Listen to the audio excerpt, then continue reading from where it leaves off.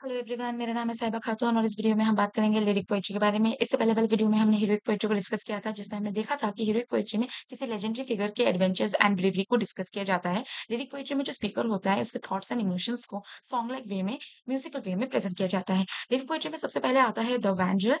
ये poem Exeter book में available है और एंथोलॉजी का मतलब होता है कलेक्शन ऑफ पोएम्स। माना जाता है कि एक्सेटर बुक 10th सेंचुरी में कंपोज की गई थी। एक्सेटर बुक के अलावा ओल्ड इंग्लिश पोएम के सोर्स है Junius manuscript, Vercelli manuscript and Beowulf manuscript और ये अलिटरेटिव वर्स में लिखी गई है। थीम की अगर बात करें तो ये इसमें हम देखते हैं कि एक ओल्ड मैन है जो अपने पास में हुए एक अटैक के बारे में याद करता है, जो जब वो यंग था और इस अटैक में उसके क्लोज किन एंड फ्रेंड्स मारे गए थे।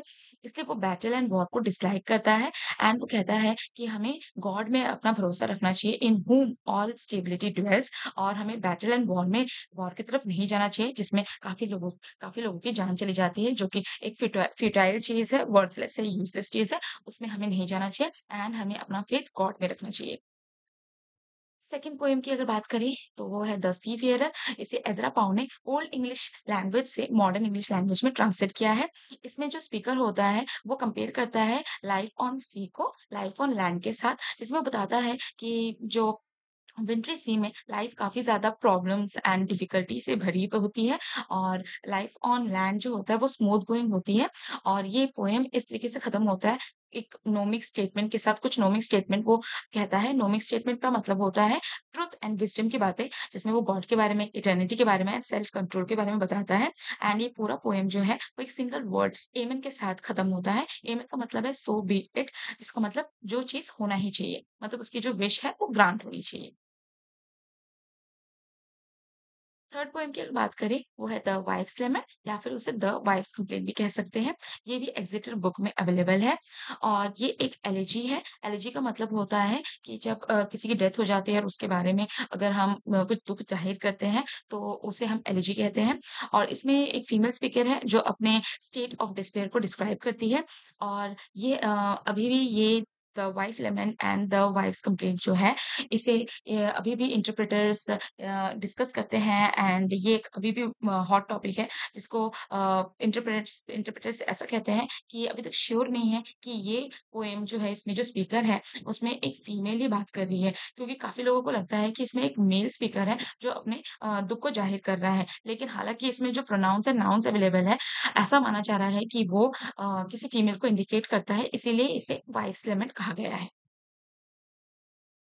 फोर्थ पोएम की बात करें तो वो है डियोर्स लेमन और ये एक ऐसा पोएम है जो जिसमें 42 अलिटरेटिव लाइन्स हैं। इस पोएम में हम देखते हैं कि एक जो स्पीकर है उसका नाम डियोर है और वो अपना उसका मेन प्रॉब्लम ये है कि वो कभी किसी एक बड़े से लॉर्ड के वहाँ पर पोएट हुआ करता था, लेकिन उसके लॉर्ड ने अभी उसे रिप्लेस कर दिया है विद अ बेटर पोएट जिसका नाम है ह्यूरेंडा। और डियोर अपने दुःख को कैसे कम कर रहा है, वो कुछ जर्मनिक ट्रेडिशंस के जो और भी ट्रेजिक जो फिगर्स हैं उनको याद करता है और वो सोचता है कि अगर उनके दुःख खत्म हो चुके हैं, तो कभी न कभी उसके दुःख भी खत्म हो जाएँगे। इसलिए हर एक सेक्शन जो है वो तुम्हारा that passed away so may this इस लाइन के साथ वो खत्म करता है। लास्ट पोएम है हस्बैंड्स मैसेज। इसमें हम देखते हैं कि जो स्पीकर है वो हस्बैंड है एंड पास्ट में उसे अपनी वाइफ को छोड़ना पड़ा था ड्यू टू फ्यूड और फ्यूड का मतलब है कि कोई लड़ाई-झगड़ा जिसकी वज़ह से उसे अपनी वाइफ को छोड़ना पड़ा था।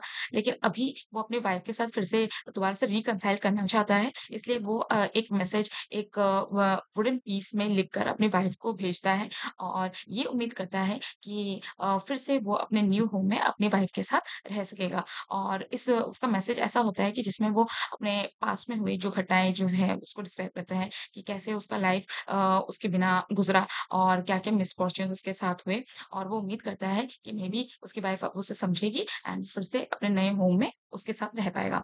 हालाँकि यूजीसी नेट में मैंने डायरेक्टली कोई भी क्वेश्चन इन सारे पोएम्स में से रिलेटेड नहीं देखा है। अगर आपको कोई क्वेश्चन अगर दिखता है तो please write it in the comment section. I hope आपको ये वीडियो अच्छा लगा होगा। Thank you.